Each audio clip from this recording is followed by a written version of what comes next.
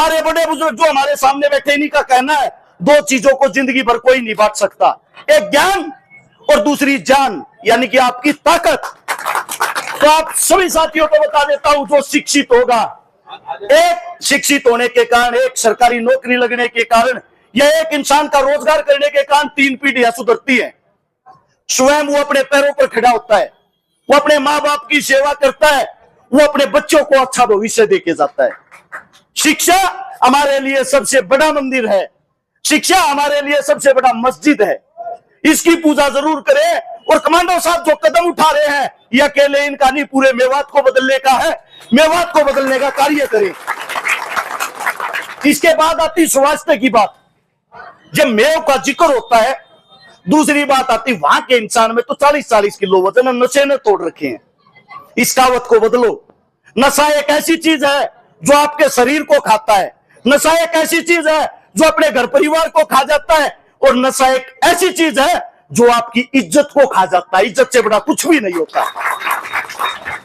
कितना बड़ा धन्ना सेठ हो, अगर शराब पी के हमारे से बात करेगा, उसी के 4 आदमी कहेंगे बेटा के चल, इसने तो पी रखी है तो शराबी है। यह कीमत होती है नशे की। हो सकता है आप लोग आदी हो चुके हो और आज मैं बुरा लगता हूं, लेकिन इसकी वास्तविकता यही है। नशा करने वाला अपने मां बाप की भी इज्जत मिट्टी में मिला देता है। इससे अगली बात है रोजगार की। जब आप लोग शिक्षित हो गए, पढ़े लिखे हो गए, नशे से बचे हुए हो गए, आपके शरीर के अंदर ताकत होगी, जान होगी, सरकारी नौकरी मिले या ना मिले, आप अपने ज्ञान के कारण कोई भी बिजनेस कहीं भी जाकर कर सकते हो। और अब चुनाव आप लोगों के काफी नजदीक है।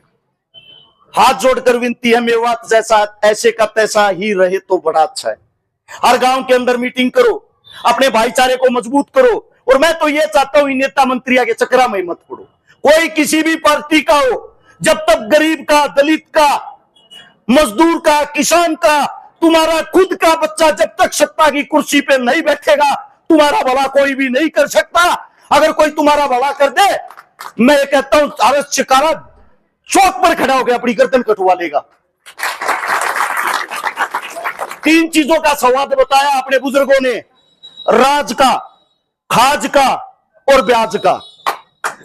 जब अगर मैं राजा बन गया, मैं ये चाहूंगा मेरा बेटा भी राजा बने, मेरा बेटा राजा बन गया, मैं चाहूंगा उसका बेटा भी राजा बने। ये होता है राज का संवाद। अगर किसी को खाज हो जाए, खुजली, खुजाते रहोगे, खून निकल आएंगे, फिर भी खुजाओगे, क्योंकि खुजाने वाले को मजा आएगा। तीसरा मजा है ब्याज का। जो ब्याज पे पैसे देने लग जाएगा, जिसने 5 लाख रुपए दे दिए, महीने में उसका 20,000 ब्याज आता है, घर पड़े पड़े उसको मुफ्त में पैसा मिल रहा है, उससे अच्छा मजा किसी भी चीज का नहीं होता। मेरा मानना यह है, राज का, खाज का और ब्याज का ये जो मजा है, क्या ये राजा ही लेंगे? हमारा कर्म खाली प्रजा बनना ही है। मैं आप सभी से इतना कहना चाहूंगा, अपनी ताकत बढ़ाओ। अपने गांव के अंदर, अपने शहर के अंदर, अपने जिले के अंदर ताकत रखो। जब तक तुम्हारी मुट्ठी एक नहीं होगी, इस अकेली उंगली को कोई नहीं पूछेगा। अपनी मुट्ठी बनाओ मजबूत, और अपने खुद के बच्चों को मैदान में उतारो, वो भी एक होकर। अगर अपने बच्चे के बराबर में सरकार ने दिमाग लगा के दूसरा बच्चा उतार दिया, आपके बच्चे को आपके बच्चे से लड़वा देंगे और फिर जीतेंगे वही हत्यारे।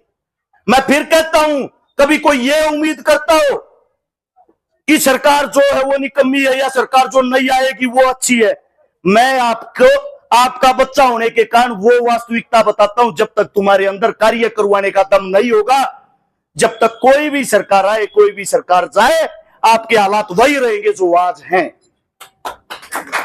दुख होता है, दिल दुखता है, मेरे पे बात मारते हैं, मेरे को ये कहते हैं चिकारा मेवात में बस जाना है, मेवाती बन जाना है। किस बात के कारण?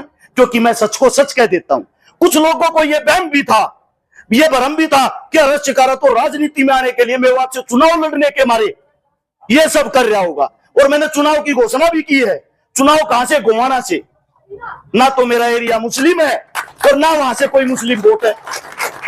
कृपया करके इनकी बातों में ना आकर अपने बच्चों को संभाले, अपने परिवार को संभाले, अपनों के अंदर एकता रखें, मजबूत रखें। ये कहते हैं जो बुजुर्ग है, जिनके सिर पर यह पगड़ी है, जिनके सिर पर यह टोपी है, ये पड्डे ओढ़ बे सगना, ये कड्डे ओढ़ हैं। इनसे ज्यादा ज्ञान किसी को नहीं है। इनका हमने जब से सम्मान करना छोड़ा है, हमारा सम्मान कहीं देखने लायक ही नहीं रहा। इन बुजुर्गों से इनके बीच में बैठकर इस फोन में 1-2 घंटा छोड़कर इनकी बातें जरूर सुनी। इनके अंदर वो ज्ञान है जो किताबों के अंदर भी नहीं छपा हुआ। और कमांडो साहब, मैं आपको बधाई देता हूं, आपकी टीम को बधाई देता हूं। शायद मैं बधाई देने के लायक भी नहीं हूं, क्योंकि मैं तो आपका बच्चा हूं, आपका स्वयं का बच्चा हूं। आप एक मेवात के अंदर बरगद के पेड़ हो जो धीरे धीरे अपनी टहनियां बढ़ाते हुए जा रहे हो। और मैं ये चाहता हूं हर गांव में, हर शहर में कमांडो टीम मेवात की तरफ से एक ऐसा ही शिक्षा का सेंटर जरूर हो। वो होगा जब आप सब लोग मिलके अपने बड़े भाई पे विश्वास करके और इनका साथ देंगे। आप लोगों ने जो प्यार प्रेम दिया, इतनी छोटी सी उम्र में इतना मान सम्मान मिलता है, आप सभी के चरणों में हाथ जोड़कर अरविंद शिकारा की तरफ से सलाम। जय हिंद, जय भारत।